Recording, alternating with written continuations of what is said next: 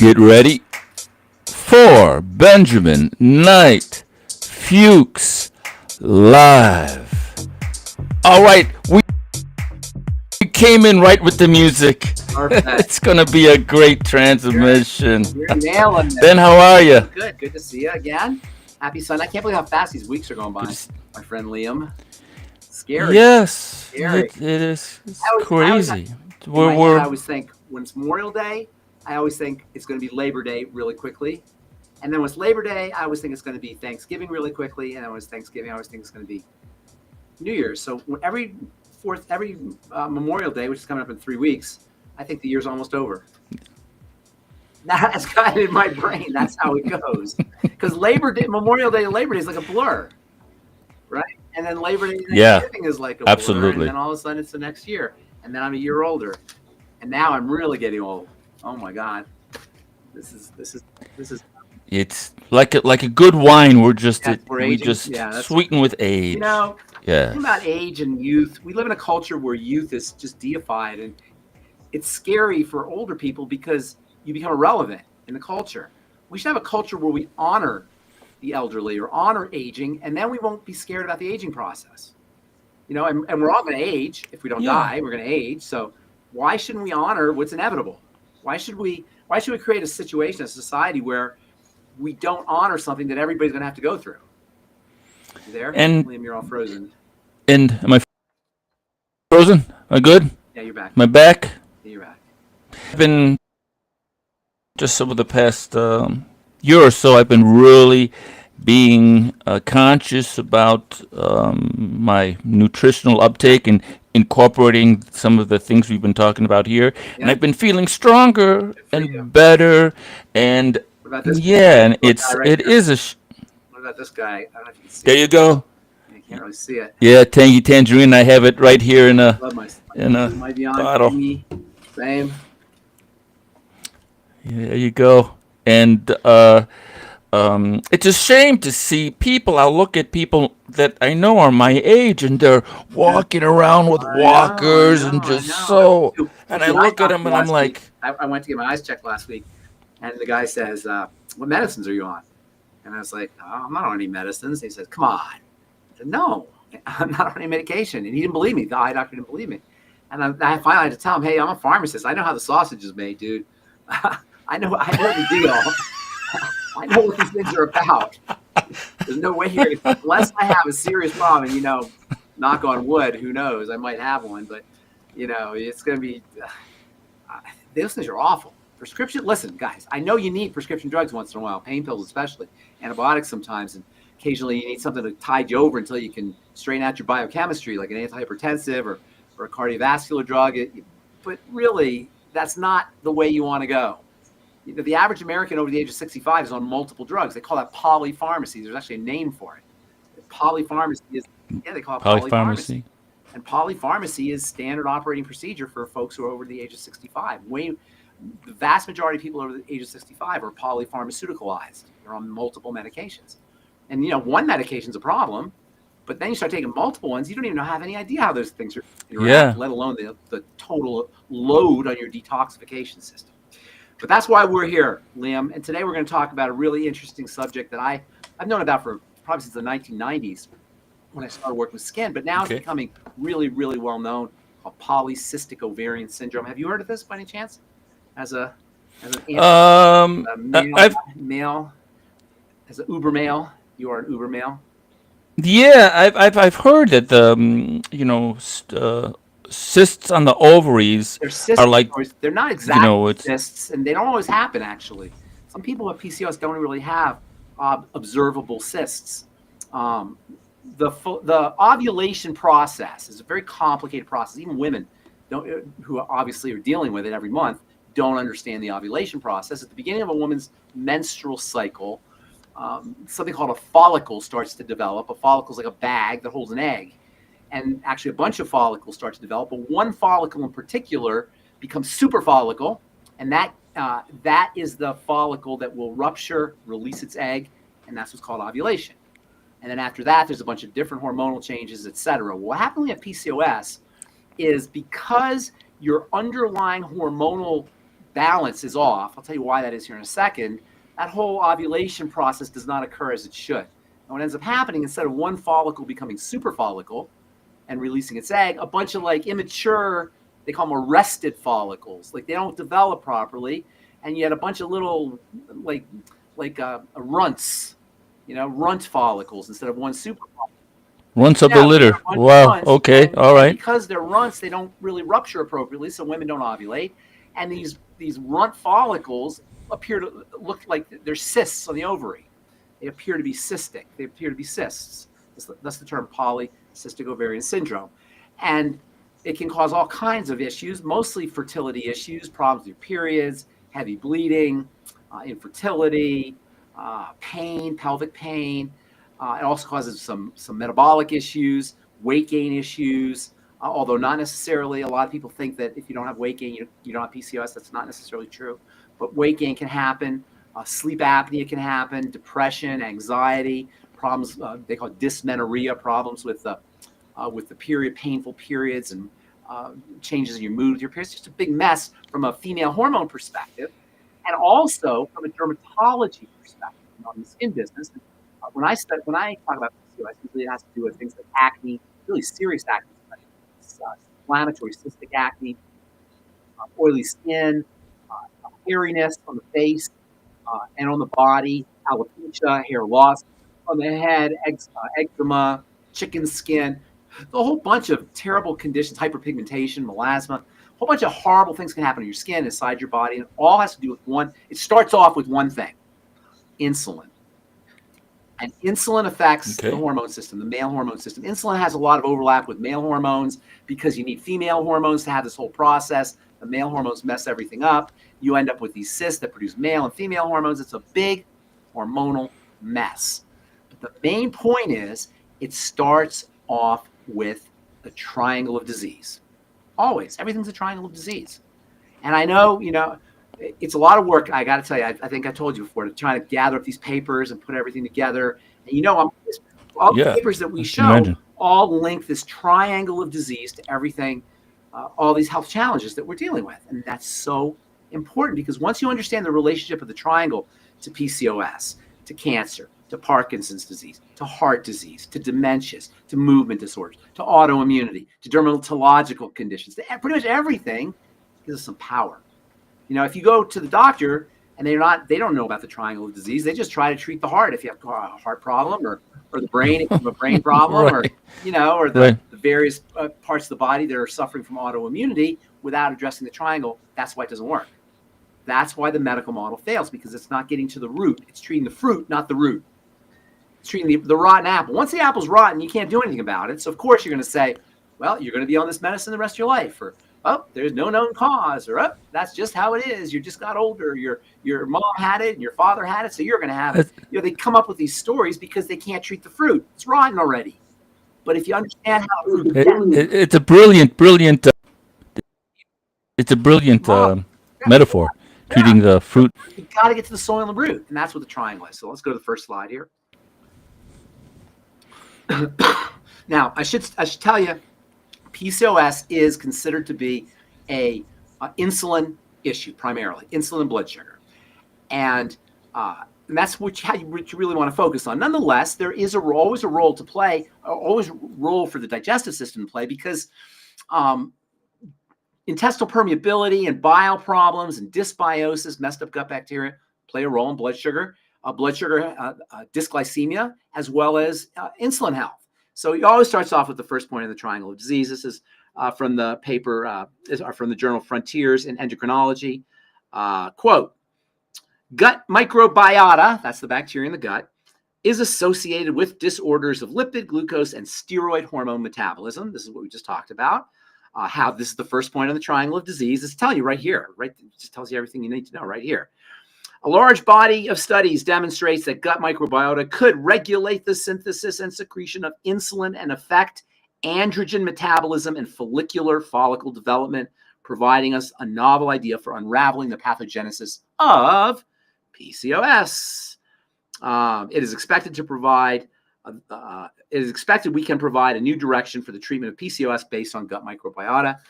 And again, what they're showing you here is that the gut microbiome is the base of everything, including the insulin problems that get blamed for PCOS. And it really is in many ways the insulin issue. Next slide. All women with PCOS should be treated for insulin resistance. The hyperinsulinemia appears to be an important factor in maintaining hyperandrogenemia, androgens in the blood, in accordance with the high prevalence of insulin resistance, obesity, glucose intolerance, type 2 diabetes, and increased evidence of inflammation are more common in women with PCOS. Again, the primacy of the triangle. That's the second point in the triangle of disease. Next slide. Insulin resistance and polycystic ovarian syndrome across various tissues. Quote, significant insulin resistance, IR, which is a major cause of PCOS. Again, IR is a major cause of PCOS. Next slide. Third point on our triangle of disease is, of course, the adrenals, the adrenal thyroid link. Quote, this is from gynecological endocrinology. There is an emerging body of evidence on cortisol and PCOS.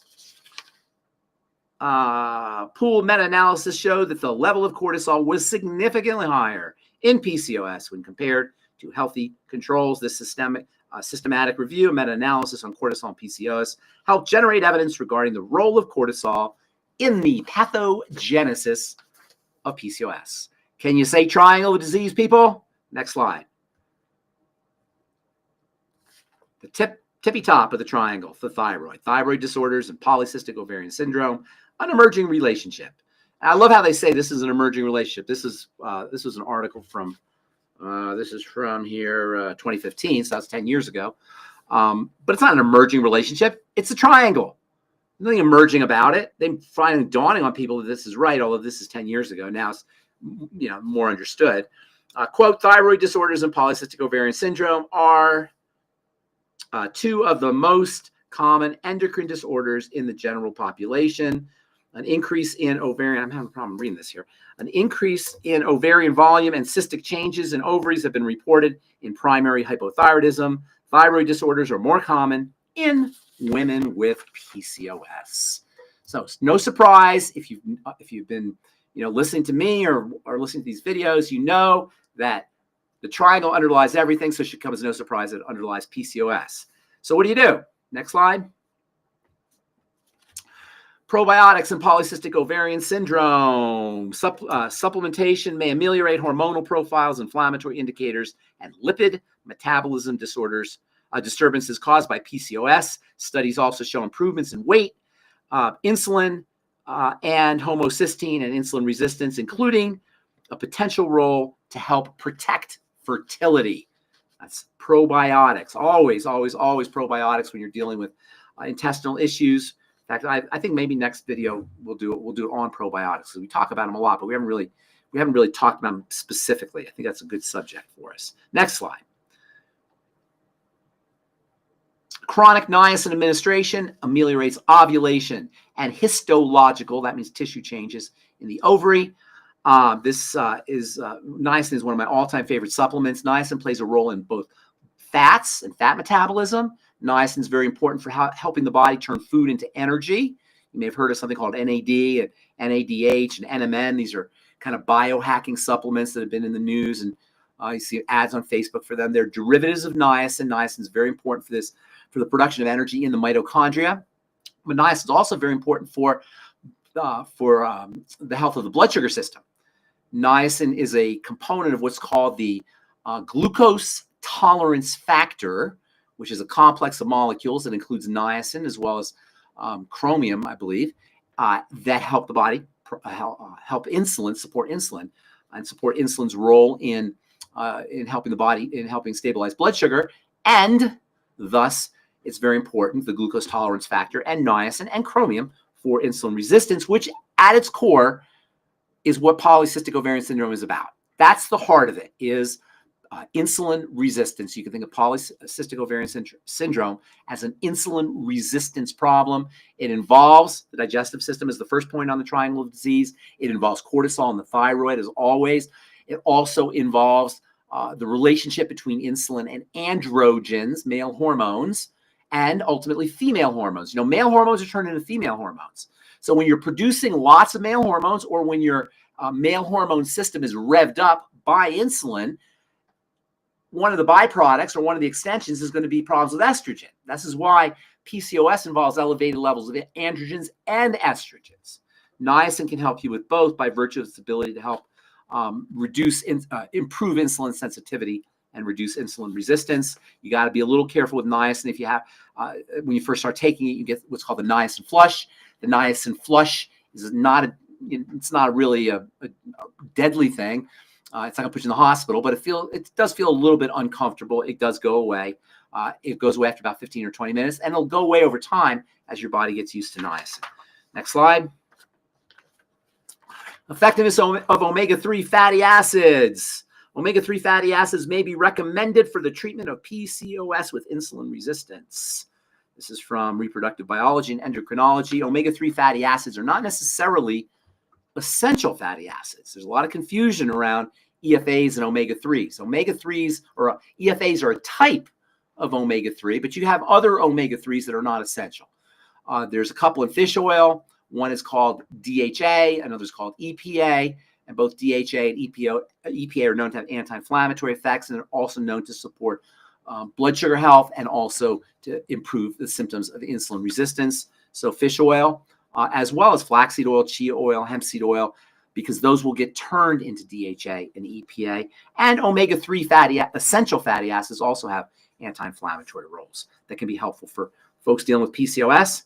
And then last slide, B vitamins are also important. We talked about niacin, that is a B vitamin, but also thiamine plays a role in supporting blood sugar health and reducing insulin resistance syndrome, reducing the symptoms of insulin resistance syndrome.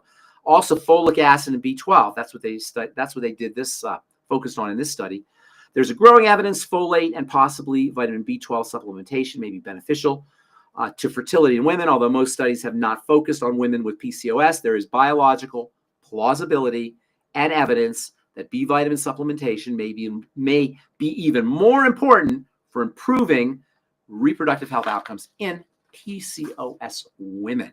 And that is one of the biggest problems, aside from the skin. The skin is probably the biggest problem because the most troubling symptom, we'll say, because everybody sees the skin. And, the cystic acne and the rashy acne and the oily skin, they can be very troubling, not to mention the mustache and the beard and the hair loss and the hyperpigmentation. So these are definitely cosmetic issues, and they're very troubling.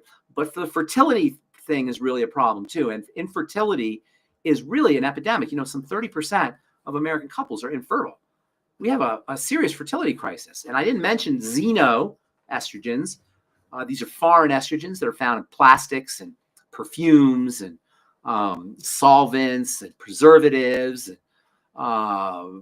various chemicals that can act like xenoestrogens, industrial chemicals, as well as prescription drug chemicals, medicinal chemicals, even herbal products, cosmetic products, all sunscreens, all can have these fake estrogen effects, which can exacerbate PCOS symptoms and can also exacerbate things like PCOS symptoms and infertility. So insulin resistance is really what you want to hit hard if you're dealing with PCOS. That's the first thing. And that always involves ketogenic dietary changes, going ketogenic, calorie restriction, Mediterranean diet, as well as blood sugar support. If you have PCOS, even if you haven't been diagnosed as such, treat yourself like a diabetic. In fact, if you have any health challenge, treat yourself like a diabetic. In fact, if you want to increase your longevity and live a long, healthy life, treat yourself like a diabetic. Use diabetic supplements, use diabetic nutritional strategies, as well as diabetic lifestyle strategies. One of the most important strategies for diabetes or insulin resistance is to build muscle. Muscle is a great insulin sensitizer. And as we age, as we get older, our muscle deteriorates. So it becomes really important. And when I say older, I mean after the age of 30 or 40. Our muscle starts to deteriorate in our 30s. By the time you're an old man like me, 65, if you're not in the gym, I got to go to the gym, 3 times a week, 4 times a week. If I don't go to the gym 3 or 4 times a week, I would be a mess. I'm still not where I want to be, but you got to get in there and do some resistance training when you get older. It's even, I don't want to say it's more important. It might be more important, but it's certainly as important as aerobic exercise, running or doing getting on the treadmill, or, doing things to improve your heart and your respiration, your wind. That's definitely important. But weightlifting, building muscle is critical, not just for your skeletal system, for your strength and for your mobility, but also for your metabolism, because muscle is one of the great insulin sensitizers in the body. And especially if you're dealing with PCOS, in addition to everything else, get your butt in the gym. All right. That's what you were saying about treat a disease like you have diabetes. I just heard this one doctor say, if you've got Alzheimer's, it's diabetes of the brain. If you have this disease, and so it's like he's referring to the triangle. Yeah, the triangle is finally starting to rise into the consciousness of. One day somebody's going to come up with it, and I'm going to be like, I told him that 30 years ago.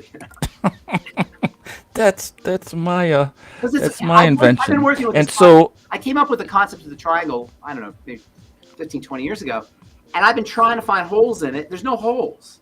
It's solid, except I will say that you don't actually, this third point of the triangle of disease, if you don't want to be complicated, just do the digestive system and the blood sugar system. And then the adrenals and the thyroid will kind of take care of themselves. There's probably things you still want to do, but if you just take care of the digestive system and the blood sugar system, you'll add years to your life, and you'll reduce your risks of chronic degenerative diseases if you don't have them, and you will improve the prognosis and even possibly reverse them totally if you do work on the first 2 points of the triangle. And if anyone is interested in truth treatments, this is the website. This is Ben's website. I don't know who's listening. If anybody's, I don't know who listens to these videos, Liam, but I am doing a Zoom call on PCOS tomorrow. It's for estheticians. It's for professionals, and I'll probably get in trouble for inviting people, but I want everybody to hear this. So if you're listening to this before tomorrow, send an email to support@truthtreatmentsystems.com and tell them you want a link to our founders meeting. Tomorrow we're going to talk to a bunch of estheticians about PCOS, polycystic ovarian syndrome, which is the most common endocrine disruptor. I think it's the most common endocrine hormone disorder in women of childbearing years, PCOS. Some 20% of women of childbearing age, I think that's how you say it, have PCOS. That's 1 out of 5. That's pretty significant. Yes, and you said 30% of couples are having trouble having children? For everyone's 30% of women or 30% of couples. It's very significant. It's very significant. And probably a lot of it has to do with these xenoestrogens. A couple years ago, Alex Jones, Alex, right? He goes, Alex. I love Alex, yeah. Alex is great. I'm not an Alex hater. But he is kind of dramatic, and so he goes a couple years ago, 10 or 15 years ago, he goes, they're turning the frogs gay. And, and he got a lot of heat for it, and he was in his own Alex way, he's being dramatic, but he was right, because there's estrogen in the water, and estrogen is birth control, and estrogen is feminizing, and estrogen is actually making reptiles and amphibians that live in the water infertile. So you can probably assume that it's doing it to us too, these xenoestrogens and estrogens in the water supply. So, I don't know about turning the frogs gay. Turning the frogs gay, that meme, was a big, super incredible. That was just Alex talk for xenoestrogens and infertility. And so if you follow this QR code, this will bring you to Ben's website. You can go to the Contact Us session and drop a line for the big broadcast then tomorrow, is it, you said? It's not a broadcast, it's a Zoom call. You're doing? You know what, a Zoom call. It's a Zoom call, and it's for my Truth Treatment estheticians, but I want to invite people who are, both people who are watching this video, or all three people who are watching this video to come. and then I'll probably start doing some Zoom calls. I think Zoom, I haven't really been taking advantage of Zoom calls, but I think a lot of the stuff we talk about here would lend itself well to having a group of viewers on Zoom, and that way we can interact, and I can meet you, and they can meet me, and we can talk. We can ask questions, and we can engage. Yeah. So that's something I want to figure out how to do, and that'll happen sometime, hopefully in the near future. It's a good idea.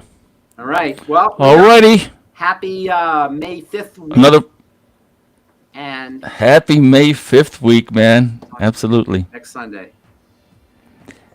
And we'll see everybody next Sunday. Thanks so much. Bye. Take care. Bye-bye.